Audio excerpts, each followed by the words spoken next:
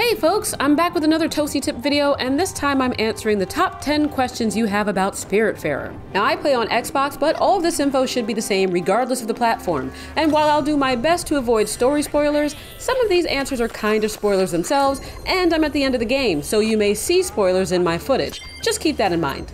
On to the questions. Number 10 is how to catch tuna, and they'll show up on the map once they're available, and different tuna can be caught at different locations. So if you're trying to catch all three, albacore, bluefin, and yellowfin, you have to fish in different spots. Fishing is easy enough. You cast the line, wait for the float to bob, and start reeling it in. The line changes color to indicate tension. Yellow is okay, but red means the line is about to snap. Tuna is tough because it gets close to snapping easily and takes a long time to reel in, but here's the strategy that works for me every time. As always, I'm showing you me doing it so you know my tips work. When the line turns red, you start tapping the button instead of holding it. As soon as the line turns yellow again, you resume holding and continue that cycle until the fish is caught. If your line keeps snapping, it means you're holding the button too long when it's red. That's it. But tapping releases some of the tension without letting the tuna swim too far away. Once you get the rhythm down, you just need to be patient. Catching tuna will take longer no matter what. That's why you want to catch it the first time, every time. Once caught, you'll need to move to a different spot. Bonus tip, you can catch tuna whenever you see them, but some fish can only be caught under certain conditions, like when it's raining. So make sure you fish a lot when sailing around. Also, there is an upgrade for the fishing pole, but you find it towards the end of the game. Question number 9 is how to get fat, and I don't mean gain weight. Most of us do that well enough. Fat is a recipe ingredient, and certain spirits will ask for a meal that requires it.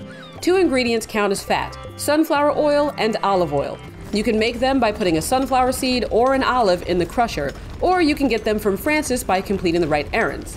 If you don't have a crusher yet, and Francis doesn't have the oils, then you just have to continue exploring and progressing the story until they're available. Bonus tip, when Francis says he has a new errand, it's worth it to find out what it is. Some items in the game can only be gotten by completing them, so don't ignore him. On to question number 8, how to use the windmill. Now the windmill produces flour and it has different floors. The bottom is where you collect the flour once it's done. Higher up is where you load the grain, either corn, wheat, or rice. Do that first. At the top is a window with a little indicator to the side. It can sometimes be hard to see depending on where it is. To start the windmill, interact with that window using the same button you use to interact with everything else. It may not be obvious anything happened at first, but you'll know the window is active if you can move it by pushing up and down. The goal is to raise or lower the window so it lines up with the indicator on the side. Anywhere inside the window is fine. Once you do it right, the mill will turn, and then you can back out of the interaction. Unlike other buildings where you craft the items yourself, the mill works on its own as long as it's turning. It turns faster if the wind is faster, like in a storm, and turns slower or not at all if the wind is slow, like when you're not sailing. If you notice the mill isn't turning, it just means you need to head inside and adjust the window again. It produces up to 5 flour, and you'll see a little symbol on the screen when it's done, just like the kitchen. Bonus tip, since production time varies, it's a good idea to always have the windmill packed with grain so it's constantly making flour. You'll need it if you want to unlock new recipes. Question number 7 is how to get Nebula Thread. And like a lot of things in the game, you'll get it when the game wants you to, which is why it's important to explore and advance spirit quests. Case in point, you get Nebula Fiber from completing an event that's only available after a spirit named Alice joins your ship. I won't spoil the event itself, instead I'll point out where you can find it on the map. Sail to one of these symbols, and the game will tell you what to do. Once you have the Nebula Fiber, you can use it in the loom to weave Nebula Thread, then fabric. Bonus tip, you can still play events even after the spirit associated with them is gone. You'll just start or decline them by clicking on the door of the spirit's home instead of speaking to them. Moving on, question number 6 is how to get through the fog. Now this is another example of things you can do when the game thinks you're ready, but I'll explain it. Some areas of the map are blocked off by different obstacles. One is ice, another is rocks, and the last is fog. These areas are indicated by borders on the map, and you have to upgrade your ship to get through them. You can view the items needed to upgrade your ship in your menu and at the shipyard, but the upgrades available depend on your progression. So if you don't have the materials for the upgrade you want, or haven't completed the upgrades that come before it, you aren't meant to visit that area yet. Like I said before, continue exploring and advancing spirit quests. These things will guide you where you need to go. Bonus tip, you can track the materials needed for upgrades, buildings, and improvements in your menu. Some will be listed there automatically, others you can add yourself by selecting that building or improvement and choosing Track. Alright folks, we're halfway through these tips, so if you're finding this video helpful so far, please hit the like button to help me out. On to question number 5, where to get ash logs, marble, aluminum, bottled ectoplasm, etc. This is similar to question 6, and my answer is the same. All of the materials you need will be available once you've progressed far enough to get them. If you haven't found them yet, it's because you haven't explored enough yet, they're in locations that aren't available to you yet, or they're tied to a spirit you haven't met yet. Specifically, ash can be found on islands to the southeast of the map in an area you can't visit until you've upgraded your ship enough to break through rocks. Aluminum comes from a dragon in the northwest that you can't access until you can break through ice. Marble can be found at the nearby mines you can't enter until you have the zipline ability, and you can't get ectoplasm until you meet a spirit named Stanley, who you can't meet until you've brought at least 4 spirits to the Everdoor. I won't spoil it any more than that, just make sure you plant any mysterious seeds you find.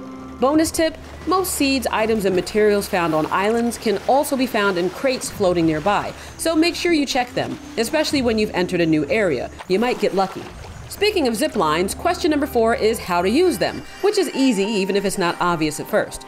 You jump towards the zipline and press up to attach yourself to it. You can then steer yourself left or right. A reminder that I play on Xbox, so in my case, up means up on the D-pad or thumbstick. Whatever you press to move up on your platform, use that. Just make sure you aren't gliding by the zipline since it can sometimes stop you from attaching to it. I recommend practicing with a zipline that's close to the ground so you can get a feel for the timing. Bonus tip, the longer you travel on a zipline, the more momentum you gain, which can help launch you higher or farther to reach locations you wouldn't reach otherwise. Question number 3 is where to find Bottomline Court. Now this is a fast one. It's to the east of the map between 2 storm systems, and since it's one of the earlier locations you'll visit in the game, you won't need special upgrades to reach it. No bonus tip for that, it's just where it is. Question number 2 is when to take spirits to the Everdoor. And this one is a matter of opinion, but I recommend keeping spirits around for as long as possible. They have different interactions with other spirits that you might miss if you take them to the Everdoor too soon. They provide you with useful items, not to mention companionship, and they sometimes show up in new places you visit to give you their insight on it or reveal extra tidbits about themselves.